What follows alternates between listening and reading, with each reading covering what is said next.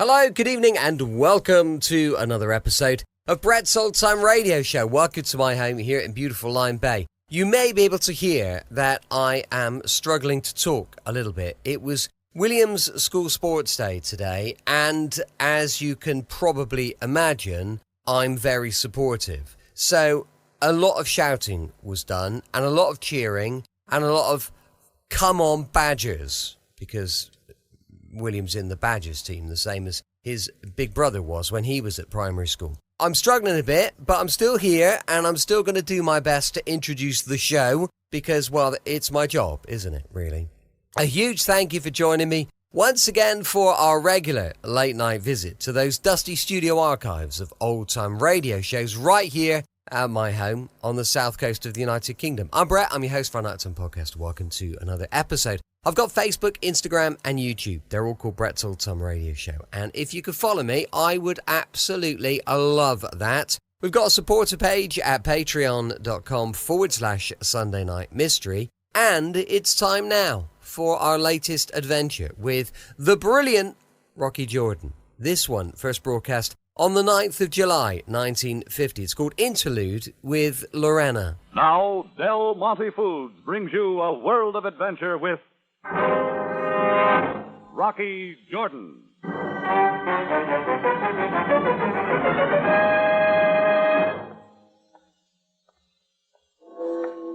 The desert air had closed in over Cairo like a tent, yellow with sand dust and heavy with heat that stayed on into the night. After closing up the tambourine, I'd stayed outside, walking downhill for a possible cool breeze off the Nile. I'd gone only a block and a half when the sound opened up. The shots came from the Sharia Namus ahead, echoing through the deserted streets. In a few seconds, I'd rounded the corner in time to see a man far ahead disappear into the darkness, and cringing there against a wall, the figure of a woman. Are you all right, lady? Go away, please. Who shot at you? Who was it? I don't know. Why then? What was he up to? I tell you, I don't know. Oh, help me. Her knees suddenly gave way, and I caught her in my arms just before she fell. And for the first time, I saw her face. The face of one of the most beautiful women I'd ever seen.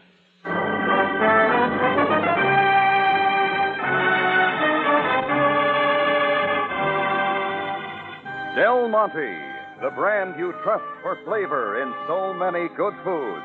Yes, Del Monte, the best-liked brand of canned fruits and vegetables in the whole wide world, takes you now to the Café Tambourine in Cairo, gateway to the ancient East, where modern adventure and intrigue unfold against a backdrop of antiquity. Tonight's Rocky Jordan story, Interlude with Laurena.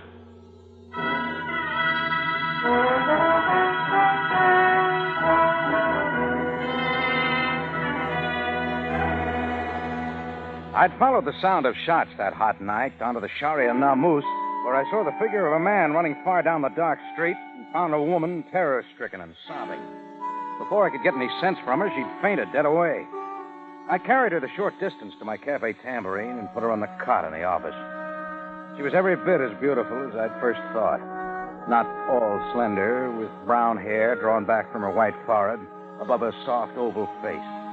Her purse held the usual stuff, lipstick, a small vial of perfume, an identification card that gave her name, Laurena Maxwell, Mrs. Hotel Blue Nile.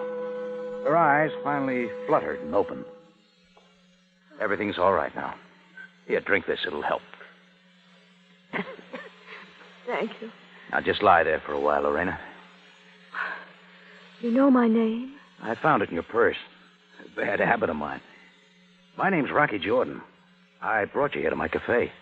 You're very kind, Rocky. Laurena, you said you had no idea who shot at you or why. You still say that? Oh, yes, of course. I don't know why anyone would want to kill me. Maybe you got a look at him. No, I was alone. The shots came all at once. From across the street in the shadows. I was paralyzed. I couldn't move. Oh, easy.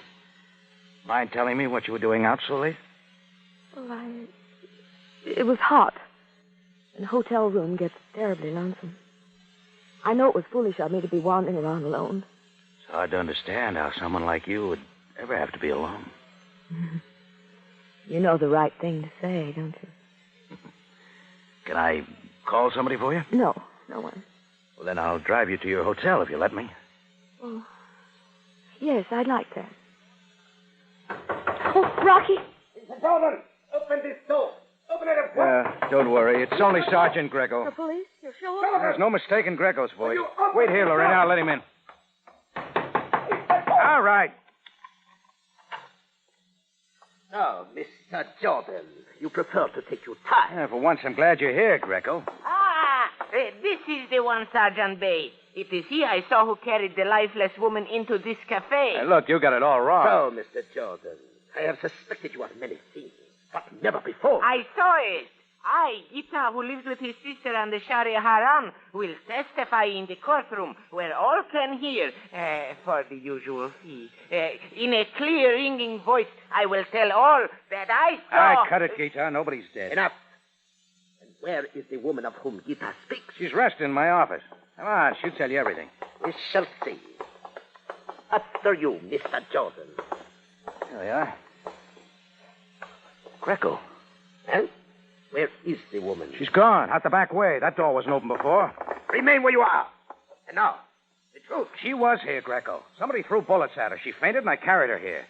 Why she got out, I don't know. And of course, you will also say that you do not know her name or why she was shot at. Will I? Very well. Rest assured that I shall make a full report of this affair to the Captain Sabaya. In the meantime, you will do well to find this unfortunate woman, and quickly. Good night, Mr. Jordan. I seldom take Greco's advice, but this time I did. Laurena had tossed me a neat curve by skipping out just as the police showed up. I wanted some more talk with her. So I hopped in my car, drove over to the Blue Nile Hotel. A sleepy night clerk gave me a room number, but said she was out. As I turned away from the desk, somebody else turned away, too, like he'd been doing a lot of listening. A pale but husky guy in a wrinkled white suit who moved too casually off to the dim side of the lobby. I took the steps to the second floor and stayed at the landing. 5 minutes later, Laurena Maxwell got off the elevator. I waited just long enough for her to unlock the door. What? Well, Rocky. I was going to drive you home, Laurena. Don't you remember? Yes, I remember. Please come in. Rocky, I'm terribly sorry I ran out. I was still so frightened and I wasn't sure. Sergeant Greco's real upset, too, about you not being there. You told the police who I am? No, but I'm wondering if I shouldn't have. You tell me, Laurena. Rocky, I think I can trust you. You helped me once. I've got to trust somebody. I lied to you.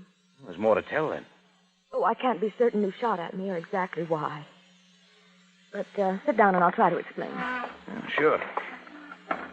My husband, Paul, was a seafaring man by profession. He was? Yes. 5 weeks ago at Port Said, he signed on as first mate on a freighter. The Yellow Star. Perhaps you remember about the Yellow Star. It carried munitions. Yeah, I think I read something about it. A few miles south of Suez, the Yellow Star blew up. No one on board lived. Not a trace of anyone was found. So, Paul is dead. That ties in with the shooting? Now, wait. Paul did one thing for me before he sailed. He took out life insurance for $40,000 with the Greater Delta Insurance Company. Oh, it's a Cairo outfit. The money was paid to me 2 days ago. And then yesterday, Yeah, go on. I got a phone call. A man whose voice was disguised somehow said he was Paul, my husband. That he'd survived the disaster and wasn't dead. Did he sound like Paul? It was almost a whisper. I couldn't tell. He said this was his way out. He was through with me. All he wanted was half the insurance money, $20,000. And then he would disappear. Was Paul really that kind of a husband? Oh, no, it's impossible. We had our differences, but how could anybody be as cruel as that? It could be somebody else. Somebody trying to pick up some easy money. I'm sure it is. And yet how can I be sure? Paul, or whoever it was, threatened that if I went to the police, he'd tell them I had collected the insurance, knowing he was alive. So tonight was your rendezvous with him, near my tambourine. Oh, Rocky, I had to know if it was Paul. If he was really alive, and if he would do such a thing. If it's just the money he wanted, why would he try to kill you?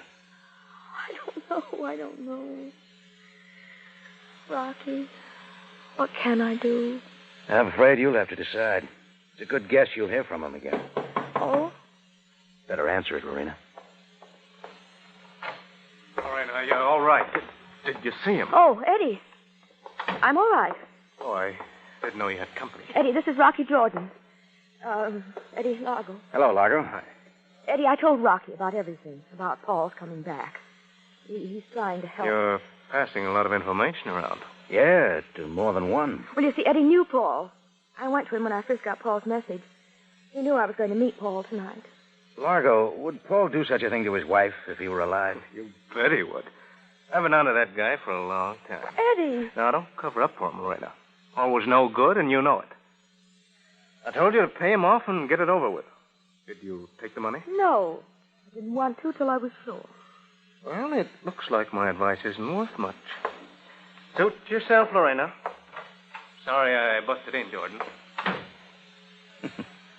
An old friend? Yes. Nothing more. Eddie and Paul were buddies once. But not anymore, huh?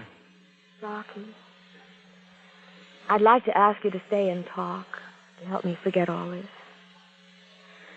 But I'm very tired. Yeah, sure. But watch yourself, Laurena. I'll do anything I can.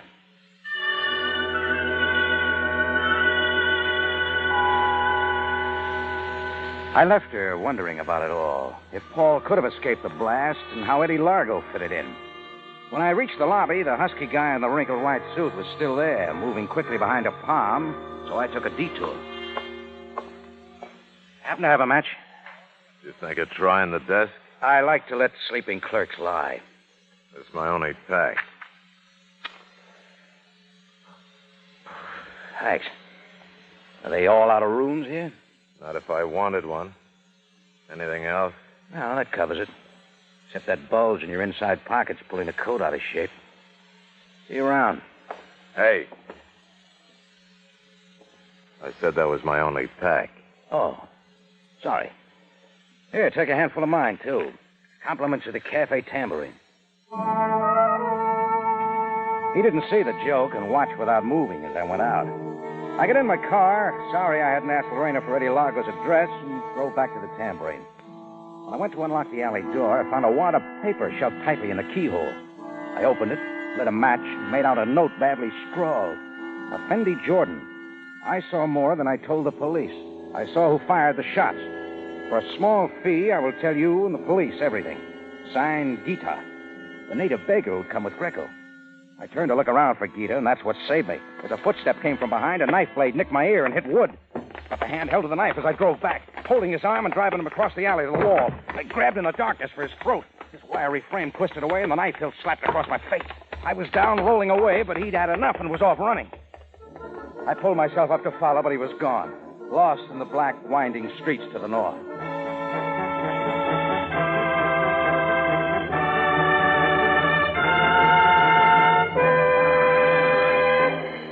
Del Monte Foods is presenting tonight's adventure with Rocky Jordan.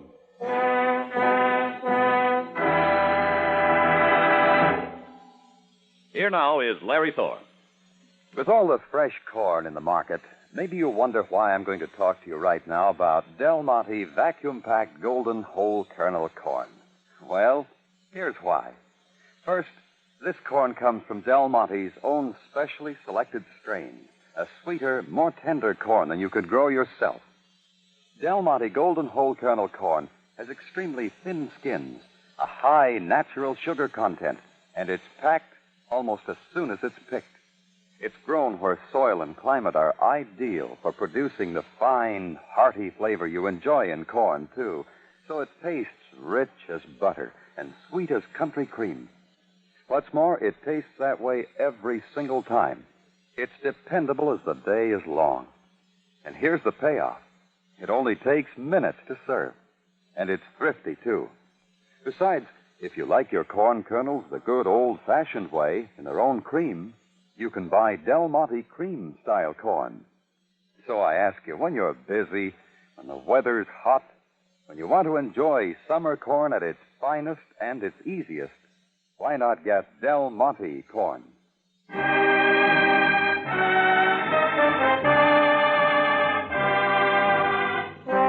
Now we take you back to Cairo and tonight's Rocky Jordan story, Interlude with Laurena.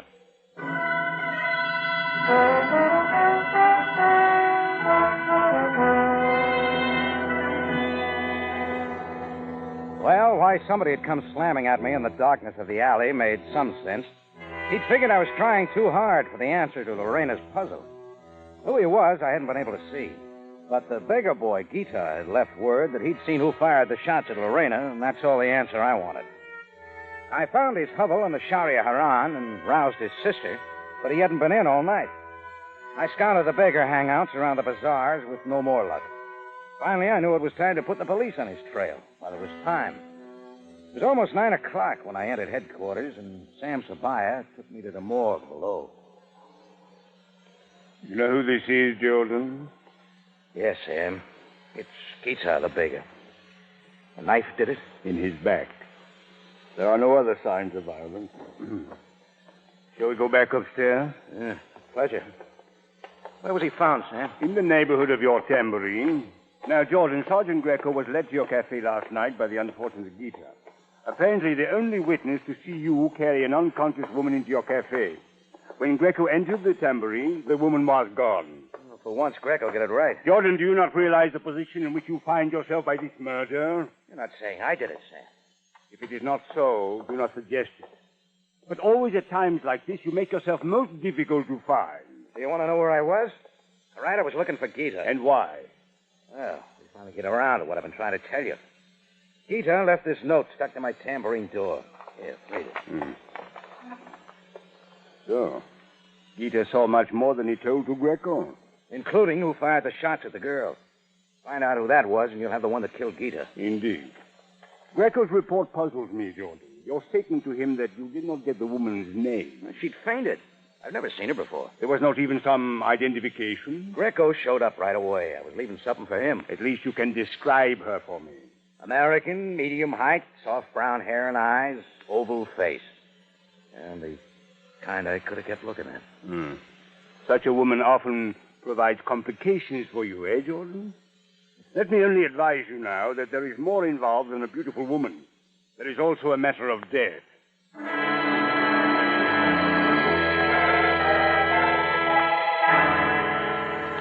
I didn't tell Sam any more. I couldn't. Not till I'd found out the truth about Paul, Lorena's husband, and whether or not he was alive.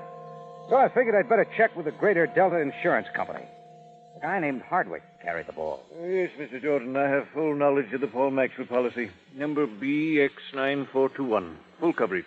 Naturally, I can't discuss... Oh, I'm a friend of the family back in the States. Of course. Sad affair. Yellow Star literally disappeared into the sea.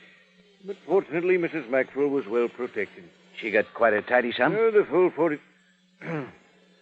confidential, I'm afraid. Oh, naturally. You're sure Paul Maxwell's dead? Oh, my good man, we would hardly pay such an amount until we were sure. Exhaustive investigation. The debris, the records, in cooperation with the Egyptian government. No one on board could possibly have lived. He was on board? Oh, certainly. He signed on at Port Said. I say, what are you driving at? Oh, skip it. One thing more. Who took out the policy? Why, Paul Maxwell, of course, shortly before he sailed. A wise precaution. Oh, all right, thanks. I say, Mr. Jordan, are your wife and children fully protected? Oh, yeah. They haven't a thing to worry about. So Lorena's story checked. Then the pressure on Laurena must have been from somebody else. But how could anyone be sure? I found myself back at the Blue Nile Hotel, hoping Laurena was in. Going through the lobby, I made a quick note that the guy in the wrinkled white suit had dropped his vigil. I decided to forget him. At Lorena's door, I got a quick answer. Oh, Rocky, come in. I tried to call you. Well, what about Laurena? This note from Paul. It just came. Let me see. It's typewritten. Somebody smart.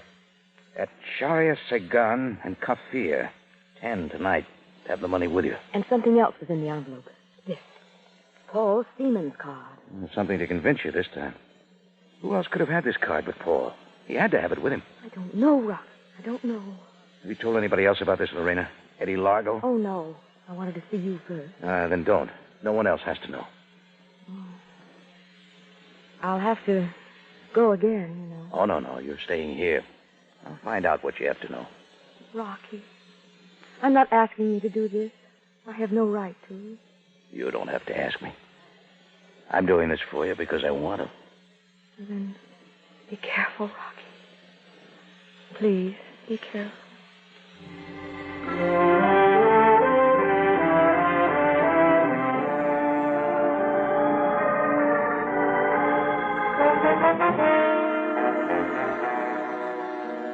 A little before 10 that night, I went to the place Laurena had been told to go. It turned out to be an old warehouse district above the river, dark and deserted. I found a doorway and stood waiting. A boat whistle sounded from the Nile. A dry cleaner sign flapped in the breeze a block away, and that was all. Right at 10, I lit a cigarette, cupping the tip with my hand, till I heard guarded footsteps approaching. I flipped the cigarette out into the street. Lorena? Who's there? Lorena? I'll do as good. She didn't come then. Are you Paul Maxwell? That would disappoint you, wouldn't it? Lorena wouldn't like that either. She'll pay just so she's sure it's you. If you're Paul, prove it. All right, if that's all you want. His dim shadow moved out, and suddenly a flashlight stung the night right on me and went off a split second after the flash of the blade. It stabbed my shoulder, pinning me to the door jamb just too long as he moved in to finish it. He twisted and dropped like a bag of wet sand. Rocky! Lorena, what are you doing here? I couldn't let him kill you. Oh, Rocky, you're hurt. Give me your gun, Lorena. I told you not to come here. But I had to. I was afraid for you. And I had to see him for myself. Well, there he is. Eddie! Eddie Largo! Yeah, Largo, your very sympathetic friend. You know now, Lorena, your husband didn't come back. And it's all over, Rocky. Maybe. I still can't figure out why Largo tried to kill you if all he wanted was the money.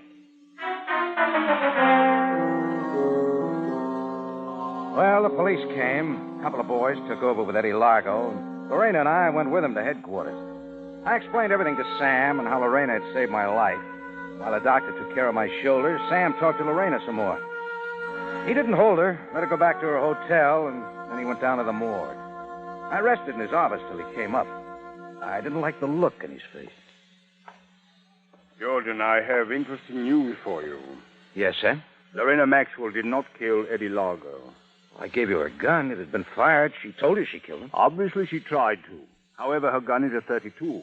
The slug just taken from Eddie Largo's body is a .45. Somebody else was there. Only he didn't stay to finish it. Sam, let's get out of here. No, Jordan, you are in no condition to go anywhere. Now, explain this. On the way, Sam. There's no time. If he killed Largo, he wants Lorena, too, and he'll move fast. Now, come on.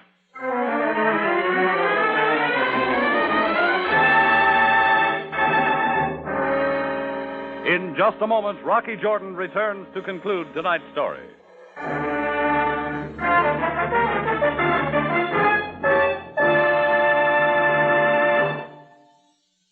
Summer means bigger and better thirsts, and I hope you know the answer to every one of them. It's cool, golden Del Monte pineapple juice, the thirst quencher with the extra appeal of rich, tart-sweet tropic flavor. Yes, and what a relief it is to find one drink the whole family enjoys so much. And is so good for them, too. Good for them is right. Del Monte pineapple juice gets its sweetness from natural fruit sugars, you know. It restores your energy while it refreshes you.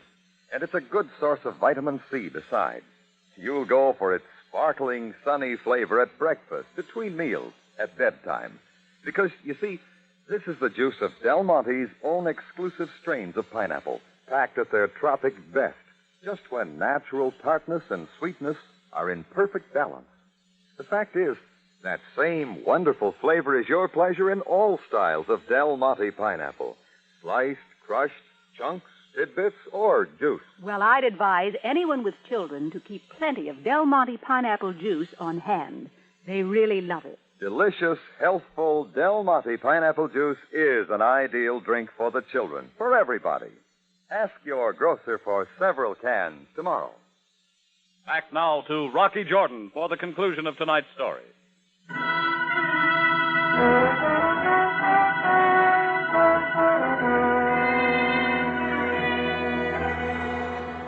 Sam knew I had something, and he didn't argue anymore. We got out to his limousine with a couple of his men and raced, sirens wide open, for the Blue Nile Hotel. On the way, I told him more about the big puzzle of Lorena's husband and her uncertainty. There was still plenty to figure out, but it could be told soon enough. We made it in through the lobby, passed up the slow elevator, and took the stairs up to room 207. I turned my good shoulder, and we hit the door together. Lorena was back, terror-stricken against the far wall, and in front of her, facing now to the door, a gun in his hand, was the husky guy in the wrinkled white suit. Drop the gun. Okay. But this isn't all, Lorena. Rocky, he was going to kill me. Who is he, Lorena? It was here in the room and I came back. Tell me, who is he? He's Paul Maxwell. My husband. Sure, it's a hunch I didn't follow. The gun is a .45, recently fired. Mr. Maxwell, I must place you under arrest. For killing Eddie Largo? Sure, I killed him. I should have killed Laurena there. Only I wanted her to see me first. Let her know it hadn't worked. Please take him away. Don't let him tell any more lies. Come along, Mr. Maxwell. Yeah, sure, but don't worry, Laurena. I'm saving you for me. I'll get out somehow. I'll get out now. Come back. It's all over, Rocky. That's right, Laurena. You've still got a husband, and your $40,000 insurance goes back. Well, the money doesn't matter so much. I just want to go back home. I've always wanted to, but Paul wouldn't let me. Oh, Rocky, go with me. The divorce will be easy. We can catch the first plane. You'd never even make it to the airport. Why, what do you mean? Why do you look at me that way? What would you say if you knew I went back to the spot where I found you the other night? That I dug a bullet out of the wall across the street. A .32. Fired not at you, but by you. Did you? I'd wondered why Largo would try to kill you. He didn't. You shot at him. You didn't have a gun when I carried you to my cafe. That means you tossed it away when you saw me running up to you and then went back later and found it again. Well, Rocky, I had to defend myself. I should have told you, but... You're a bad shot, Laurena. Just like with Largo tonight. You should have stuck to the knife. The one you used on Gita, the beggar. I don't know what you're talking about. How can you accuse me? Why should Gita had seen you fire those shots. You suspected that when you overheard him with Greco at the tambourine. So you looked Gita up. You had a big reason for keeping him quiet. What was it, Laurena? Please, I told you everything I knew. Did you? Eddie Largo sent the messages to you, sure. I don't think Eddie knew any more about Paul's being alive than you did.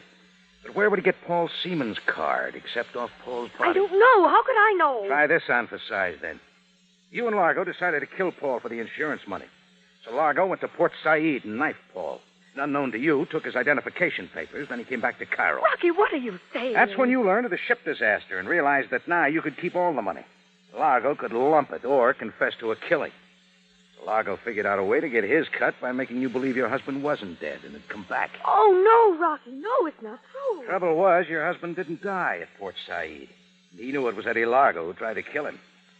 So Paul laid low till he'd recovered enough and then came back to Cairo secretly to get revenge on both you and Largo. Rocky, listen. Listen, it doesn't matter now. You and I, we can get away. I know we can. Sure we can. Sure. But first you'll face your husband and check my story with his, right or wrong, in front of Sam Sabaya.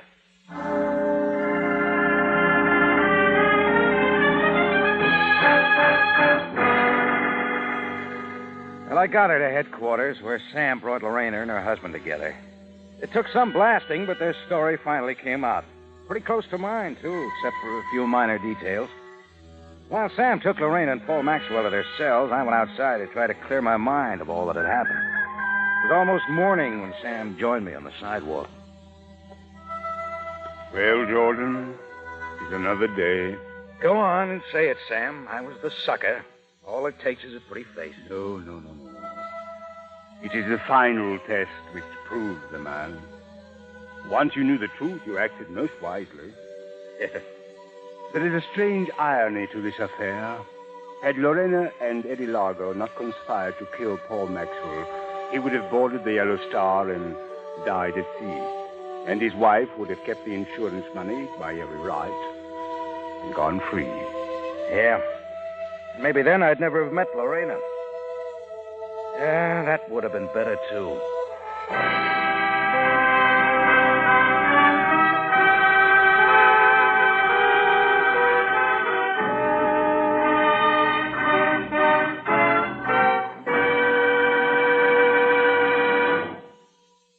For superb flavor, for dependable quality always, enjoy Del Monte, fruits and vegetables. Remember, buy wisely. Buy for flavor. Buy Del Monte, the brand you trust for flavor in so many good foods.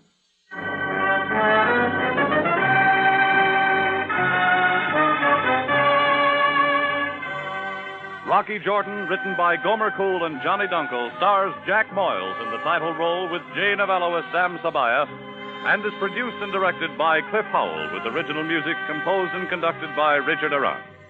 Remember, you have a date next week at the Cafe Tambourine, run by Rocky Jordan.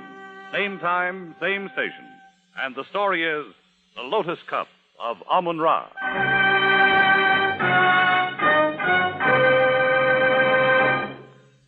How's this for dessert tomorrow night? Frosty cool ice cream or sherbet, homemade with luscious tart sweet Del Monte crushed pineapple. Or you could dress up a plain cake or pudding with this refreshing tropic flavor. Remember to get Del Monte crushed pineapple.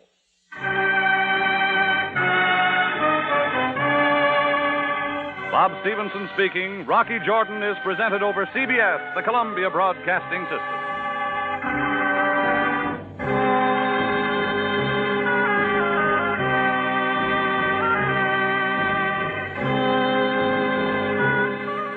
Welcome back. Hope you enjoyed our latest adventure with Rocky Jordan, and more adventure tomorrow with those Tales of the Texas Rangers, going live at 5 p.m. GMT. As I mentioned earlier, we've got a supporter page at patreon.com/Sunday Night Mystery. If you could check it out, I would really appreciate it. Thanks for listening. I'll be with you 7 days a week, each and every week, and I'll see you tomorrow on Brett's Old Time Radio Show. Love you. Bye.